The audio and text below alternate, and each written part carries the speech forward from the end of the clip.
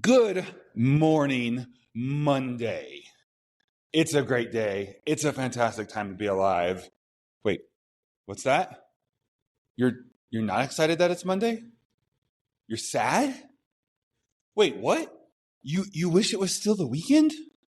Okay, well, let's talk about that. Well, welcome to this Monday edition. I'm your host, Jared. How do I mess up my name? Jared Elrod. This is Beneath the Plates. Jared Elrod, aka the Iron Chaplain. I'm all messed up today. All right, couple quick housekeeping things. Well, the heater just went off, so you probably won't hear that in the background anymore. The floor, you're gonna hear a little bit of squeakiness because I am in Round Mountain. It's actually Saturday for me. I'm pre-recording this because I want to get these out consistently. And I realize if I record them and then edit them and release them, there's like a variation of a couple hours because sometimes it takes Riverside like longer to process the audio and I have to wait and come back later. So I realize if I record these the day before, then it lets me, if it takes me until, 9 o'clock to actually get it released, I can just schedule it and then they can come out consistently. What time did I pick? I think I picked 7. So I think the gym vlogs are coming out at 6. Podcast is coming out at 7. And then that lets me stack the rest of the day with short content. So, okay. So I'm actually technically recording this on Saturday. I am still in Round Mountain. We do not have a solid foundation here. The church is technically like a trailer. And so as I'm walking, I'll probably turn on like the cleanup background noise. So you might not hear it. But if you hear like weird squeaking as I'm walking around, it's because there's weird squeaking in the background as I walk around. So with all that, let's talk about you and why you don't like Mondays, okay? So I just took my shoes off because we have brand new carpet and I want to feel it. So you might actually hear heavier footfalls now because I no longer have shoes on. I'm walking barefoot on this kind of hollow floor. But anyways, this is back to you and your hate for Monday or your lack of love for Monday. Okay, first off, why don't you like Mondays?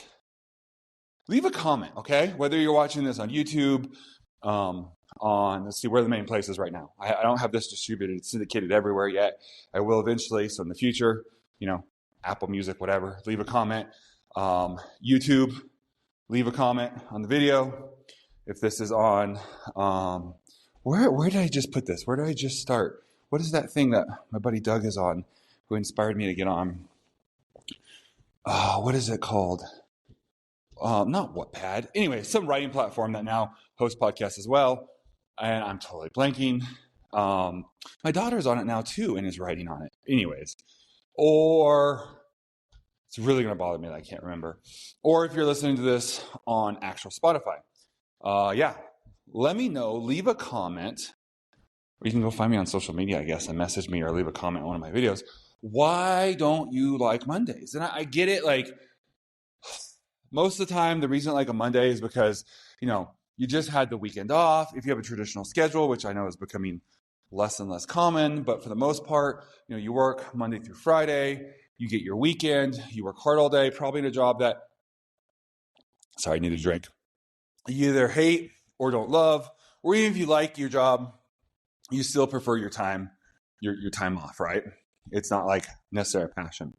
So you're now like, man, I just had this great weekend. You either have one or two options. I just had such a great weekend and I'm sad that it's over and I'm back at work, or man, I didn't really do anything this weekend and I wish I had one more day. I didn't get everything done, or I went and I did whatever and I had to do a family thing or whatever and I didn't have any me time, didn't have any time to do my chores, whatever it may be. I wish I had another day. Mondays are not my favorite, right? I used to kind of feel that way. I think there's a few things that go into that. One, I think the biggest one, though, really is your passion for your job, right? Because if you're really passionate about your job, then you probably want to get back to it. Or maybe you're just a workaholic, right? So like if your job was like whatever your hobby is, like let's say your hobby is fishing. I knew a guy who is back in Virginia. He ran he did like maintenance. He went in at night and cleaned for a business, but I knew him because he owned the Brazilian Jiu-Jitsu gym. And he loved like martial arts, but his real passion was fishing. And he would dream like, man, if I could get sponsored and like I just got paid to fish, that'd be awesome. Obviously, if he got paid to fish, I doubt he would be upset that it's a Monday. He's got to go back to fishing. Oh, it's a Monday. Tomorrow's a Monday. It's Sunday night. I got to get up at like 3 a.m. and get all my stuff together and drive out to the lake and go fit. Oh, it's going to suck. No, he'd be so excited to get up at like 2, 3 a.m. to do that, right? Because that was his hobby. I just finished, I'm not going to lie, I didn't 100% love it. And I actually skipped multiple chapters. But I just finished, I hesitate to say Simon Sinek's Find Your Why, because he wrote Start With Why, which is a good book. I haven't read it in years, but I remember it being good. I would recommend that one.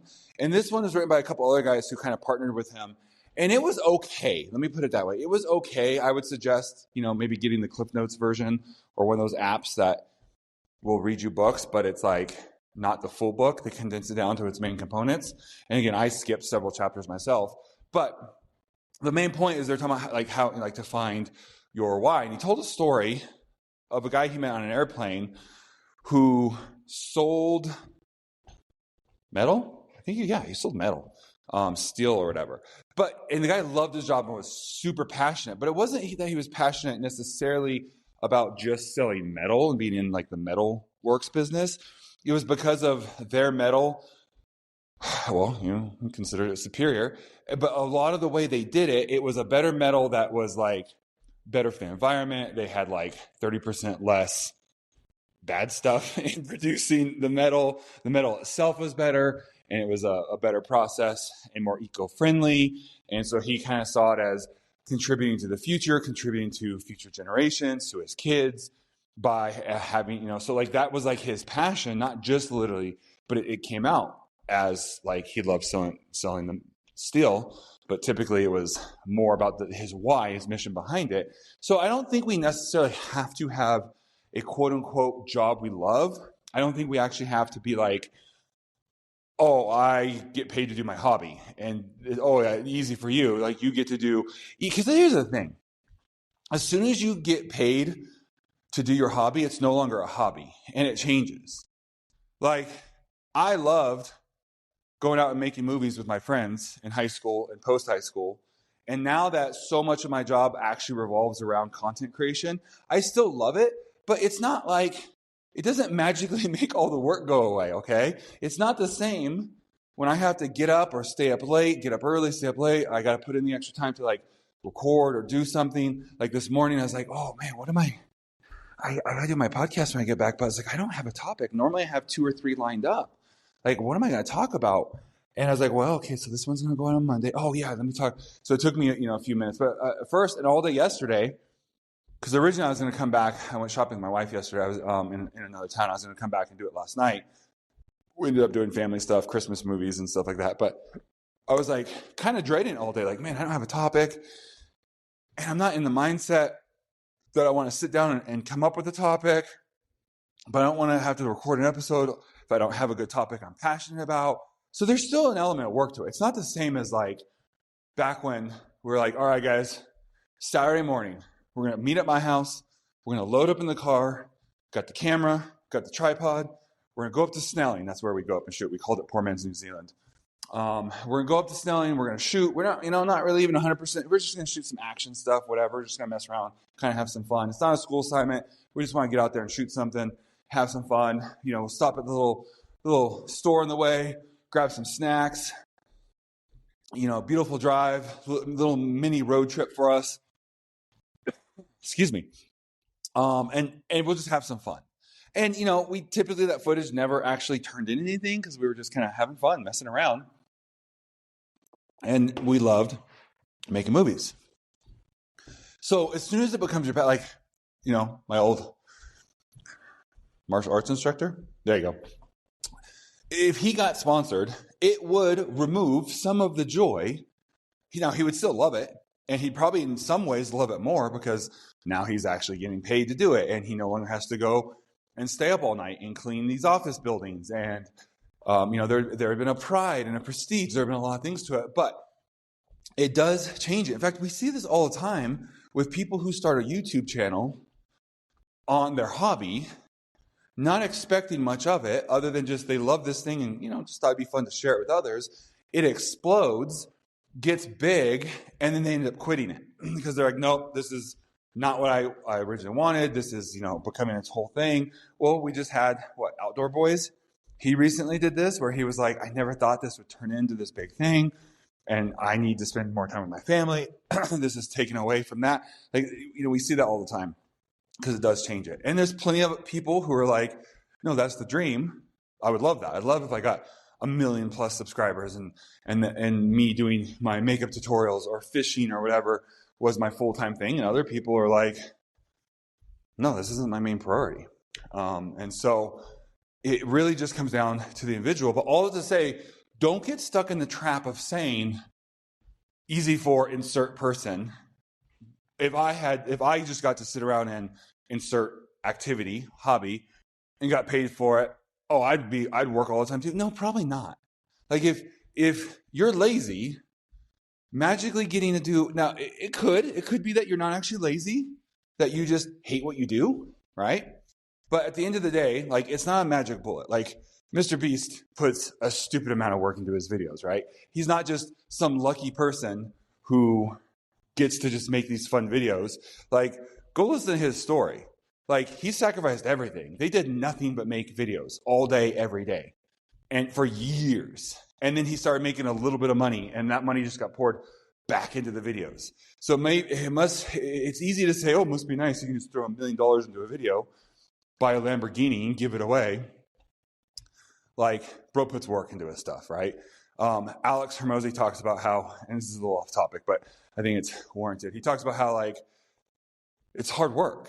And he says, like, you have to do so much work that it's unreasonable that you won't be successful, right? Like, there's very few things in life. There's definitely exceptions to this, but there's very few things in life that if you don't, like, there's not a threshold of, like, if you put in enough work over enough period of time into something that you're not just delusional about, like, oh, I'm 4'11" and I want to be in the NBA, or like me, like, I'm freaking 6'7". I used to want to be a pilot. About the time I was like 11 and like 5'9" or whatever it was, like, my mom and some family members had to sit me down and be like, Jared, you're probably not going to be a pilot. You are going to be too tall for the cockpit, and you're colorblind. And they're like, you're probably not going to, like, you literally can't tell if it's a red light or a green light flashing on the console. Like, well, as I would say now, you're cooked. Like, you're not going to be a pilot. Well, maybe I'll be a jockey. Okay, I didn't actually say that, but like another profession, I probably could, no amount of work in the world is going to let me be, a professional jockey. I'm too big. The horses couldn't run as fast as the ones with the little short guys. There's just certain things, right? But for the most part, without these exceptions, you can pretty much do anything you want to do if you're willing to put in enough work, and Alex talks about that. I used to want to have like a startup and have like a Facebook, Amazon level startup until I learned the level of sacrifice. It was like a dream, but once it became like, oh, I could actually do this if I'm willing to pay the price that the guy, and I looked at it and I go, okay, well, look at Elon Musk. I remember reading his biography. He's on his, umpteenth wife. His kids hate him. I was like, I'm not willing to pay that price.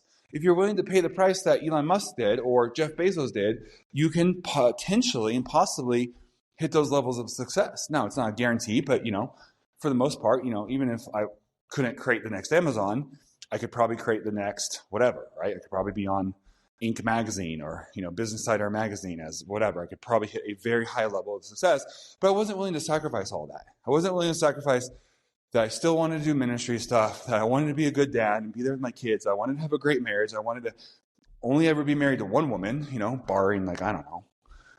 I mean, not to say like if I'm like 80, and my wife dies, I might get lonely and just like remarry someone in the nursing home or something. I don't know. I might be senile by then. Who knows? You can't.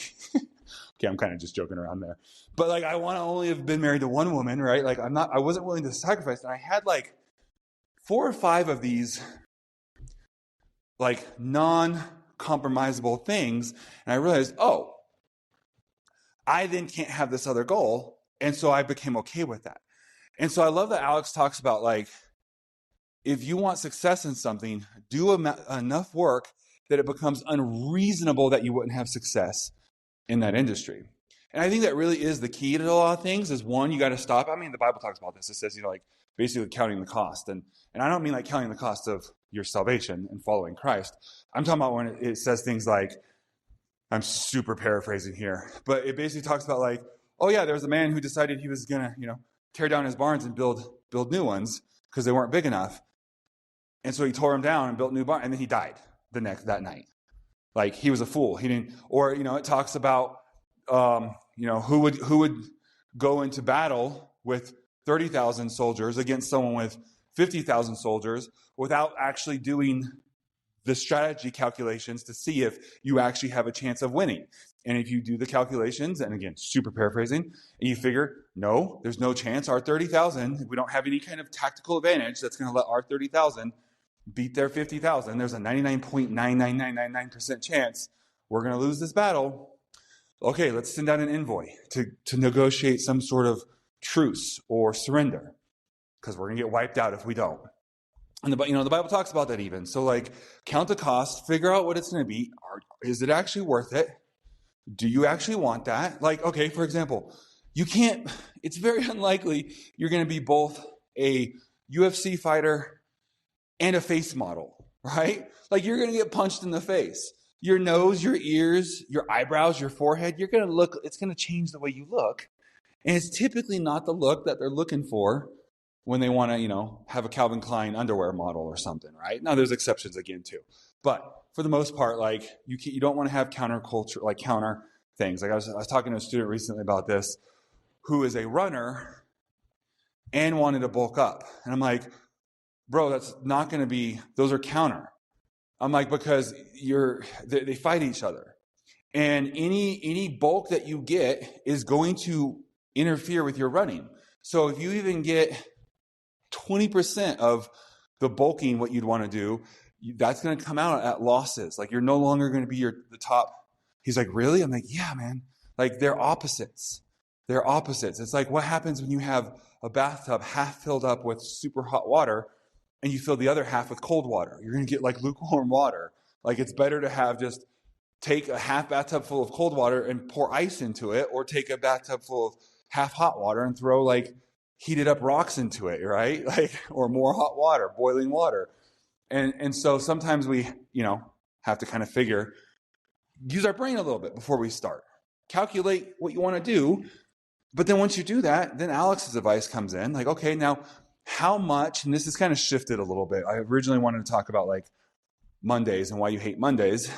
And now I'm focused a little bit more on basically, well, okay, cut to the chase. The reason you probably hate Mondays is because you probably don't have some sort of passion. I talked about that with Finding Your Why, Simon Sinek. And so now I'm kind of just cutting to the point of like helping you try to figure out like what your why is and go for it.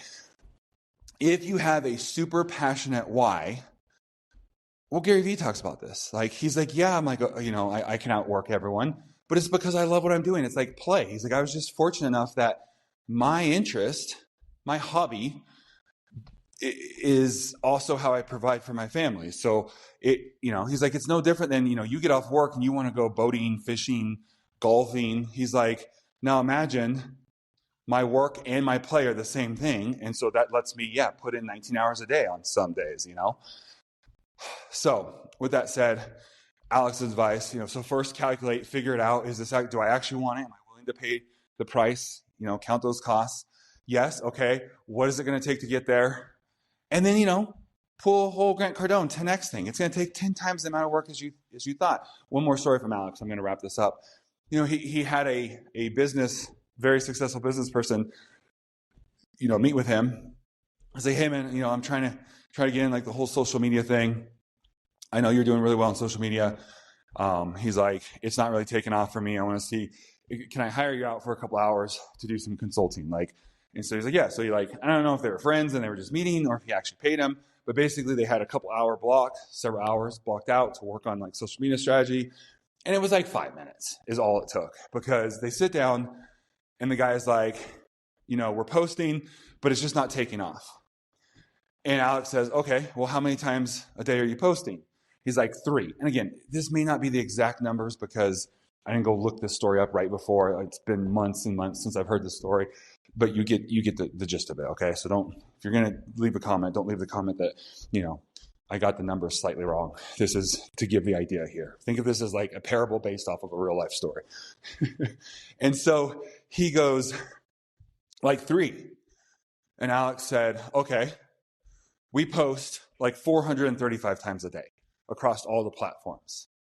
And the executive guy said, all right, thank you. He's like, that's all he needed. That was literally their entire consultation. He didn't need to know strategies, ways to make engaging content, any of that stuff. It was a resetting or recalibrating of the expectations of what it took to be successful.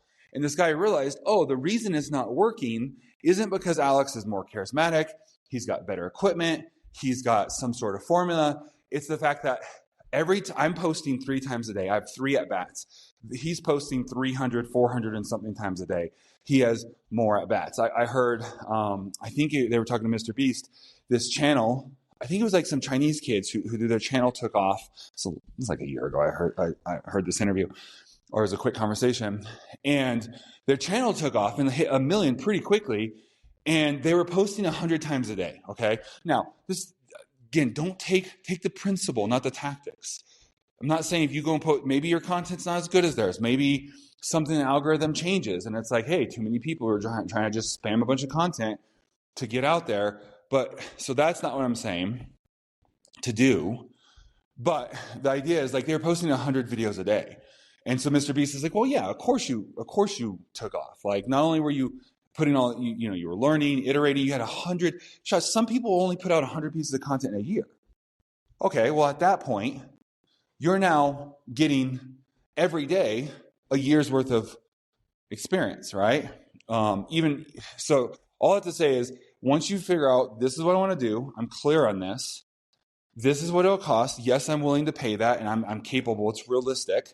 Again, not me trying to be a horse jockey or a pilot. When there's just huge obstacles I'd have to overcome, and I'd have to literally be that 0.0000 1%. They're going to make a movie about me one day because I overcame these hurdles. Do I want it bad enough to be a Hallmark special one day? An after-school story, or not? I guess that's a different connotation, but you know what I mean. Some legacy movie about how I overcame all these things and was still able to do. Okay, no, I don't want it bad enough to go through those obstacles and those hurdles, and I'm not going to Rudy this and just put in so much work that they're going to let me play in the last quarter of the last game of the years that I was there working towards this goal. And then figure out what it's going to take. And then, multiply that work by 10, by 100. If you think, okay, if I post every single day, that's what it's going to take. And you have to realize, well, you're probably going to have to post 10 times a day or 100 times a day to even, to speed up that curve. And then one more story, and I'm going to conclude with this. And sometimes it's just, how long are you willing to suck at it and be a failure before it takes off? I just finished up another book, Mastering Stand-Up, I think it was called, but it's about stand-up comedians and how to be a stand-up comedian, because I study communication in just about all forms. So between, being a public speaker and a content creator, I study pretty much all forms of communication. Doesn't matter, even if it's not I'm not doing stand-up, there's things I can learn from it. So I finished this book, and he talked about, I think it was Jerry Seinfeld, but one of them who basically said, I never gave myself a time, okay, you have X amount of years to be successful, otherwise you're quitting. He's no, it takes as long as it takes. And the story that really stood out was the story of Rodney Dangerfield. So depending on how old you are, you may or may not know who that is, but he's the I get no respect guy, no respect, that guy. He's doing his collar. He, in the 40s, spent 9 years as a failed stand-up comedian. Then he quit. So during the 50s, He spent the next 10 years basically selling aluminum siding just to support his family. Somewhere in the process of spending these 10 years selling aluminum siding, it dawned on him why he wasn't successful. I guess 10 years of not doing the thing you really want to do after spending almost 10 years trying it and failing, I guess will make you self-reflective. And it clicked why he wasn't successful. He fixed that thing, went back out there, and basically popped off in the 60s and started to get some success. So we'll just round the 9 years up to 10. So 10 years of failure, 10 more years of just like figuring out why he wasn't a success, to then go in and have, so that's 20 years of prep, to then have another, 20, 30 years of success. I know I said one more story, but I'm going to keep it. These are all connected. This is like a cluster of stories. Steve Martin was so successful as a stand-up comedian that he had to quit because he couldn't even do it anymore. He was so successful. Like, it got to the point where he had to rent out stadiums to fit everyone. And then he literally couldn't do stand-up because people were screaming like in excitement the entire time he was trying to do his stand-up, and you couldn't hear what he's saying because so many people were just screaming like, I love you and you're awesome, like that kind of stuff, right? So he ended up having to quit. Well, over his career, I think it was like 24 years or something like that, he basically said, whatever the breakdown is, again, I'm fudging the numbers, but it was essentially, I remember 4 is the last one. He said, I spent, 10 years learning how to be good. Then he spent 8 years or 6 years or whatever to being mediocre and decent. And then he spent 4 years being wildly successful before he ended up, obviously he then went on into movies and stuff. So he pivoted when he couldn't do the stand-up anymore. He went into movies and TVs and stuff like that. But that idea of those 3 factors are why most people don't achieve what they're looking for. First off, we never actually stop to think, what is the level of difficulty of doing this? And again, you base it on who you are, the market, the likelihood, all those kind of things. Okay, based on all those things, this is the level of difficulty. This is the level of sacrifice it will take to get that. Am I willing to pay it? So that's step 1. Most people never do that. They just bundle and they go from thing to thing to thing. Step 2, actually putting in an insane amount of work, like a Gary Vee, Alex Hormozi, Grant Cardone, Mr. Beast level of work. Mr. Beast wasn't hanging out with friends. He wasn't doing anything other than making his videos all day, every day. When he wasn't making a video, he was thinking about it. Conor McGregor talked about that. He's like, I don't watch rugby games. I don't watch football games. I don't go out to the bar and hang out with friends. He's like, because I'm just running a sequence of numbers of that next play, that next sequence of moves. He's like constantly just running things. He's like, I'm abnormal. I don't get to have a normal life because I want exceptional. That's why he has that quote, this isn't talent. It's 100% work. Okay, so step 2 is doing that amount of work. And then step 3 is, how long are you willing to fail at it? So once you figured it all out, you did step 1. Once you're putting in that insane amount of work, the 12, 13, 14, 15, 20 hours of work a day, losing sleep, whatever, are you willing to do that for 20 years and not have success in it? And it could be 20 months. But let's be honest, most of us, if it's not working out by 20 weeks, we're like, forget this. So those 3 steps. And then there's technically still a chance it just won't work out for you, right? It still won't happen. But those 3, right? So yes, it's Monday. I know we started off as, Mondays. I was going to go in this whole Monday's a fresh start type thing. We definitely pivoted here.